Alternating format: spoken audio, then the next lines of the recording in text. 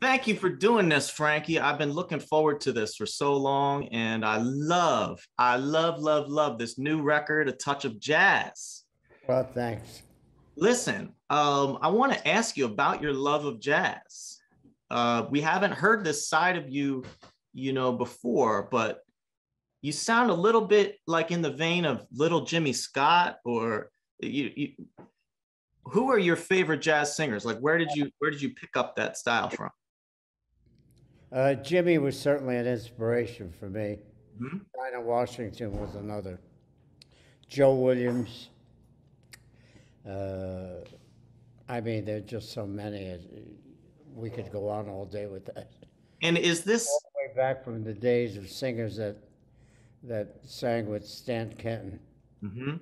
The organ work by Joey DeFrancesco is a fantastic on this record. Were Well, you always a fan? Yeah. he is definitely, if there is or ever was, uh, uh, he and Jimmy Smith were very, very close.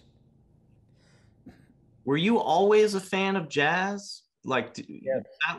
and is this always where you wanted to be vocally singing jazz?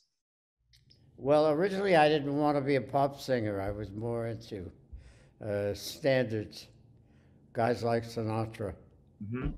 uh, and Tony Bennett and Billy Eckstine and Nat King Cole. And I mean, you have aged like a fine wine, and you're finally singing these songs that you were meant to sing. If you go back to the Four Seasons, your version of "I've Got You Under My Skin," that was sort of a clue. That was sort of a clue that you were going to become a great jazz singer. Am I right? well, there were other songs that I had done over the years. Uh, Can't Take My Eyes Off You had the essence of jazz in it. It had the feeling of Stan Kenton and Prez Prado. Uh, My Eyes Adored You was kind of an inside song. Sure. Swearing to God. My favorite song on the record is actually the last song, "The Last Request." Where does that song come from, "Last Request"? Uh, that was written by Artie Schreck, who was also very inspirational in putting this project together. And we had been working on it and talking about it for years, and finally did put it to bed. It's fantastic. I listen. I mean, everything you do is fantastic. You can sing country, western, pop, disco, rock and roll, and clearly jazz. Well, I did do some country western also when I was younger. What did you sing? What country songs did you sing? Well, the kind of music I was in country music, was a lot of Hank Williams. Hmm. You know, I like those storytelling songs, uh, and uh, I do like love songs. Where did you hear country music? Did that play on the radio in New Jersey at all, or where did you hear that? Yeah, there were some country clubs in town. I remember maybe for a year or two working in a total country western outfit and the whole Oh thing. my God. I need to see a picture of that, Frankie. I don't think there are any pictures of it. Oh man. Does that mean we might get a Frankie Valli country record one of these days? Uh, Depending if it's right. You know, music is so broad, it's ridiculous. Yeah, Uh, Ray Charles did a country western album sure. that is not really country western. The songs are, Mhm. uh, but he did it in his way and made it more of a blues oriented Sure. thing. So you can do the same thing with a country song. Tony Bennett had a big hit with a Hank Williams song. Cold Uh, Cold Heart. I'm sorry, The Cold Cold Heart, maybe? that was it. Yeah. Well, maybe it's time for that Frankie Valli country record. I would pay for that. Well, I'm certainly not opposed to it. Uh, it's a, music for me, in any way, shape, or form, as long as it's done well, that's what I like. There is no particular music that I don't like. Sure, sure. And you do so many different styles so well, and you make it your own. I mean, you have had one of the most distinguished careers in popular music. I'm talking about 39 or 40 top 40 hits, going on 170 million record sales, and you still sound fantastic. I wanted to ask you about your what you learned musically from your friend Frank Sinatra. I know that he gave you a little bit of guidance about your vocals back in the 60s. What did you take from him vocally? Well, there was no one that I had ever heard in my life that could take a song and get so much out of the lyric. Yeah, Uh, and we had a conversation about this once, he and I, and we talked about how important it was to learn the song musically, but more importantly, to learn what the song is saying sure. so that you can convey that message or make it happen as though it were happening to you. Sure. So that's basically what I learned from Sinatra. There was a huge musical blossoming for you, I think, in 1967. Not only with the Four Seasons, with songs like Beggin', that were just, a little more adventurous or a little more out of the formula of that four part. Right. But then you come along with Can't Take My Eyes Off You, and it was like musically, a huge leap forward.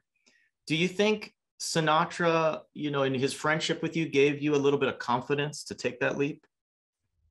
Uh, we never talked about it, but I did understand what he was doing, and when we did discuss the importance of the lyric to a song, Sure. something I never really forgot.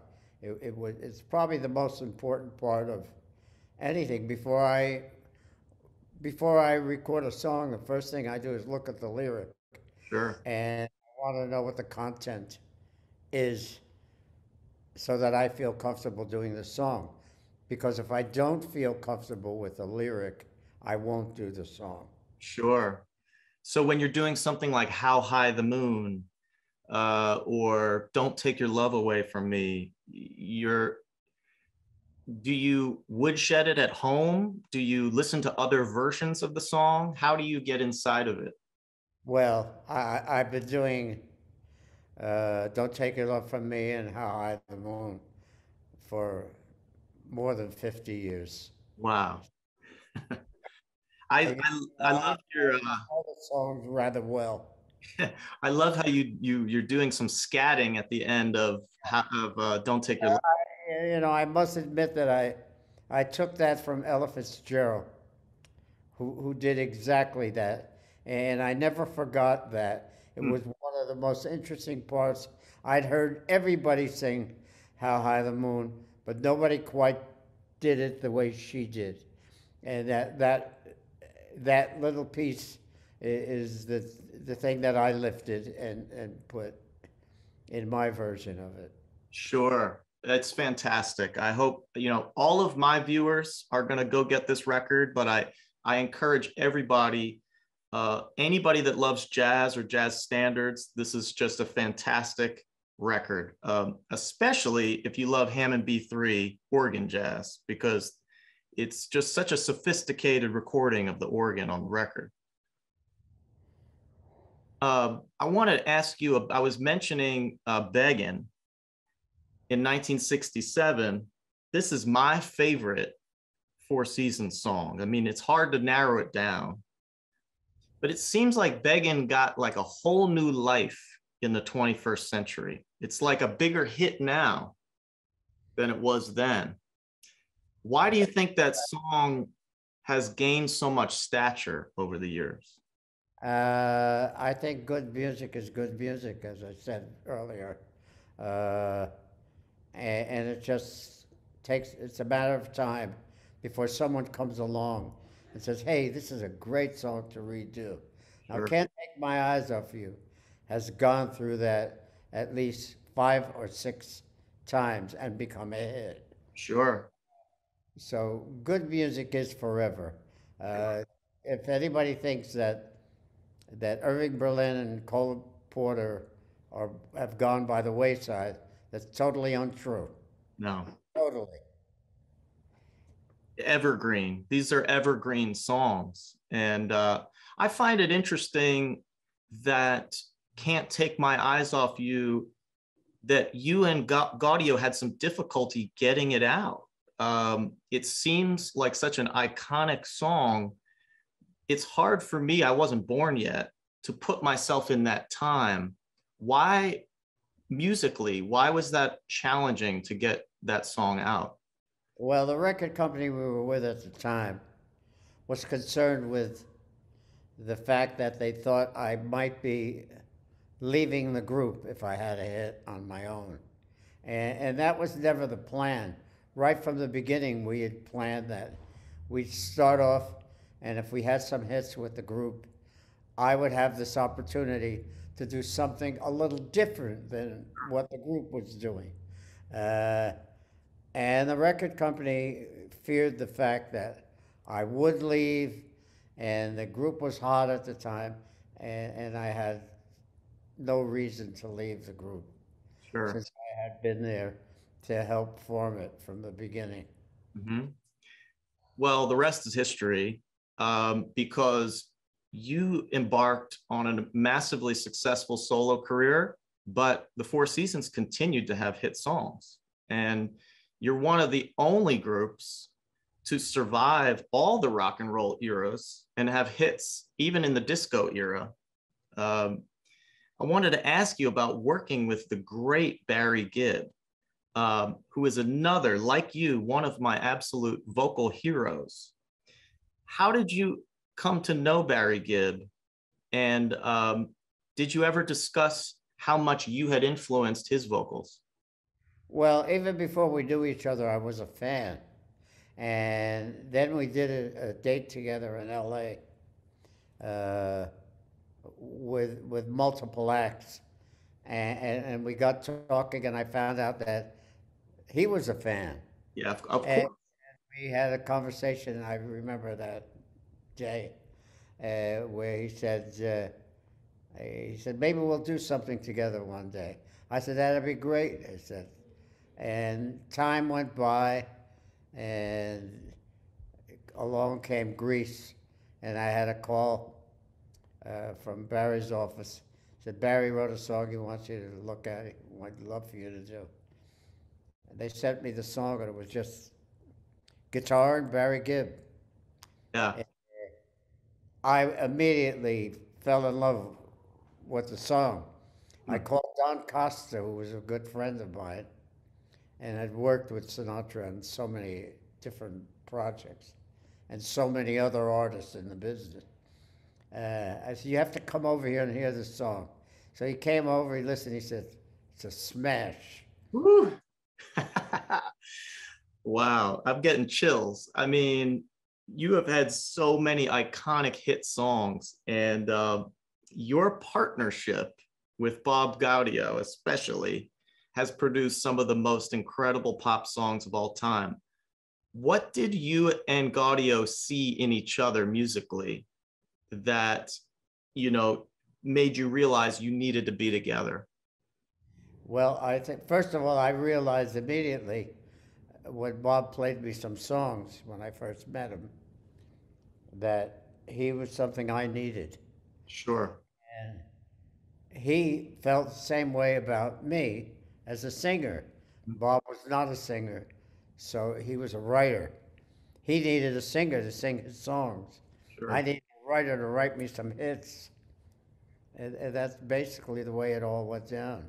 Were you a fan of short shorts? I mean, that was a kind of goofy little gimmicky song To at the be perfectly honest with you, I really wasn't. And when I first met Bob, I knew of nothing else that he had written except for short shorts, Mhm, and I wasn't terribly impressed. mhm. But once we got together and he started to play me some of the things that I said immediately, so I said, why haven't you guys recorded these songs? Sure. You know, and I knew that it was very important. First of all, I don't care how well you sing, or who you are, what your name is, and how big you are. If you don't have a hit song, you don't have a hit record. That's right. That's simple. It starts out with the composition first. Sure. And there are songs that are hits, and there are songs that are not. And that is why everybody in this business, regardless of what their name is, has hits and misses. Sure. Well, you guys had so many hits. Maybe there'll be more. I hope. You know. I thought there were a few more when we were with Motown, Hmm. which later on did become a few of the songs that we did for Motown became hits. The Night was one of them. Oh, The Night is fabulous. Is that off the Chameleon record? That's off the Chameleon, I right? love that song, The Night, and I always wondered why it hit in England but not here. It got exposure in England. Some disc jockey 20 years later said, "Hey, this is a great song," and Yeah. started playing it, and it became a hit. I had another hit in "You're Ready Now" Hmm. was a big hit for me in the UK, and it never really got the exposure here. And Sure. there was also another hit. I had a number one record with "Fallen Angel" in the UK Hmm. and Europe, and for some strange reason, it got no airplay here at all. Were there songs that hit in the US that didn't hit in the UK as well? No. So they have better taste, is what you're saying, I think. Well, their musical ability, and I don't know if it's that whole European with going beyond pop music. Sure. And I'm into the opera and the symphony. Uh, I'm into those things, and people don't know what they're missing. Sure. Let me take you back to your. There was another song that I did for Motown called "Poor Fool." Mhm. You should listen to it. I I Really, have. It's great. and I really think that was a highlight in that particular album. Frankie Why was it was never released again, who knows? Originally, My Eyes Adored You was recorded for Motown. that's right. And you bought it. You bought it back, right? They had it for 3 years in the can, and when we left Motown, we asked, could we buy that back? And they allowed us to buy it back. Brought it to Larry Utah, who was starting a brand new record company called Private Stock. Right. He put it out on his record company, and before he put it out, he said, "That's my first number one record." Wow. I want to ask you about Sherry. I mean, you've talked about Sherry 9 trillion times, but I want to ask about, as a musician, where did you discover this 3 to 4 octave range that you use on that song alone? Were you already singing in the high register, or did you just come up with that for that song? Well, it was nothing new. I mean, uh, for as long as I can go back and listen to R&B music, falsetto was used in background music in quartets. We used it as lead. I always had it. I never gave too much thought about it. We did have a hit in falsetto on a Bob Dylan song called "Don't Think Twice." I've got it right here. Right. I wonder who, right. I was going to ask you about this. Frankie, excuse my language, but what the hell is the Wonder Who? Well, the reason it came out as the Wonder Who and not the Four Seasons is we had two records out at the same time. I think it was "Can't Take My Eyes Off You" and "Come On, Marianne," and the record company thought it would hurt the other two records that were out, uh, and it wasn't. It wasn't originally supposed to be recorded the way it was recorded. We were in the studio and it was just checking out the microphone, and I was clowning around and doing this falsetto voice. Yeah. And the falsetto voice is an imitation of uh, of a singer. Uh, I can't think of her name right off the. Is it Blanche something? Blanche? Rose Murphy. Rose Murphy. Okay. Right. And I was just clowning around, and all of a sudden they hit the button and said, "Wait a minute, hold it. Let's do it like that." I said, "You're kidding me. I'm just fooling around here." "No, no, let's do it like that." I love that song. It's one of my favorite Bob Dylan covers. It's a very campy version, you know what I mean? Uh, I had an idea on a follow up to that, but for some strange reason, the producer at the time, who was Bob Crew, uh, he didn't like my idea so well. And I'll tell you what the idea was. Okay. Another Bob Dylan song called "Lay Lady Lay." Sure. I think done that way would have been a smash. Wow. I'm trying to picture that. It's kind of like picturing, the Chipmunks doing, Bob Dylan. But I think you would have made it work. You would have made it work. You know, if it was done in a campy way, fun, and that's how that kind of a thing has to be done. Sure.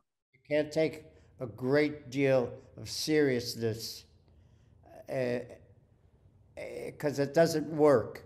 The Sure. chemistry is not right.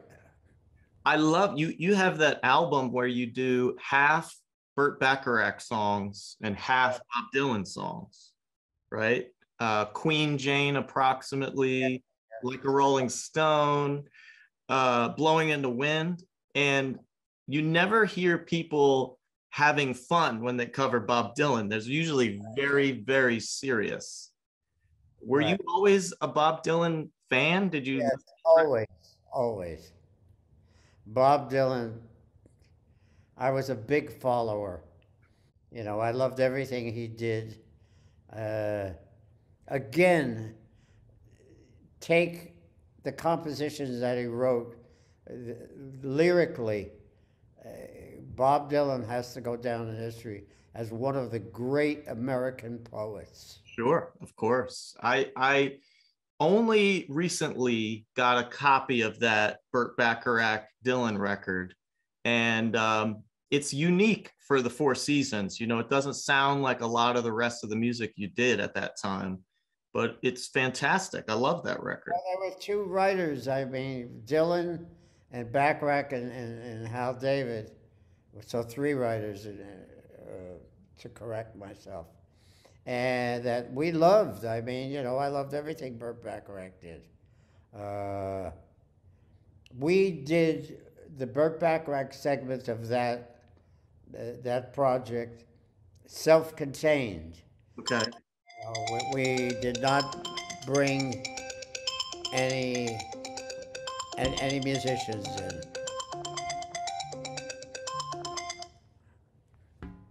We did did not bring any extra musicians in for that. Wow. So, for both the Dylan part of it and the backrack part of it. Right. You know, what we did was try to cover what he did with a full orchestra with a very small, no strings, no horns, no any of Sure. that. Sure. It's fantastic. Speaking of great songwriters, you were friends with one of the great early rock and roll songwriters, Otis Blackwell. You worked with Otis Blackwell. He was sort of a mentor to me. I met him in 1650 Broadway when I was banging on doors, uh, trying to get in, and I started doing work for publishers, doing demos for other singers. Mm-hmm. And Otis Blackwell, there was consideration for "Don't Be Cruel" for us Ooh, would have been at that good. time. And through Otis Blackwell, we ended up with a contract to do an album for RCA Victor as the Four Lovers. Excuse Mhm. me. And in those days, albums really didn't do that much. Right. Maybe you could do "Don't Be Cruel" on the next record. You know, Well, the Otis songs of was Otis Blackwell. I don't know how familiar you are with Otis Blackwell, but he wrote Handyman, he wrote Fever. I mean, this was a Great Balls of Fire, right and he wrote "All Shook Up." return to sender. Yeah, brilliant, brilliant. I would love to hear if Frankie Valli does Otis Blackwell record. Maybe we should work on that. I have an original acetate of Otis Blackwell singing all those songs that he gave to Elvis. Wow. I want to ask you because the Rock and Roll Hall of Fame is sponsoring this interview, and you have you have some clothing in the Rock and Roll Hall of Fame. Yeah. Now, I like to shop, and I like to look good on stage, and I have always admired you have fantastic style. You always had incredible style. Where did that come from? I picked all the clothes for the band. And I was a clothing freak from grade school. I mean, believe it or not, I came from a relatively poor environment, but worked every summer and put money away so that I'd have money if I wanted to buy clothes for school or whatever. And I wore a suit to school every day in grade school. Wow. So I was really into clothing and different clothing. Sure. You I, got to, I got to go shopping with you sometime. I don't know where you shop, but you always look great. I there is a place that there's a designer, Kooples, Okay. Oopels, I think it is, Mhm. and they have some incredible things. All right. Okay. We'll go. I've been trying to get to somebody at the Rock and Roll Hall of Fame to create in sports, whether it's football or basketball or hockey, everybody gets rings. Sure. Okay, I think the Rock and Roll Hall of Fame should have a ring. Yeah. That would be fantastic. Exactly, a ring that says the Rock and Roll Hall of Fame on it, and it would be the greatest advertisement for the Rock and Roll Hall of Fame, Sure. and it wouldn't have to be at their expense. It would be if you were inducted into the Rock and Roll Hall of Fame, you had the option you could buy, or they could figure it out. So at a wholesale number, you could get a ring, and I think it'd be amazing. Let's make it happen. You deserve all the rings because you, sir, are a living legend. And I just want you to say, as a singer and a musician myself, I've always looked up to you. you looked up to Sinatra. I look up to you. So I just want to thank you for your fantastic artistry. And thank you for this great new record, A Touch of Jazz. I should also mention before I go that we have a mutual pal, our good friend Jerry Blavitt here in Philadelphia. Yes, yes. Jerry says, he says, my man.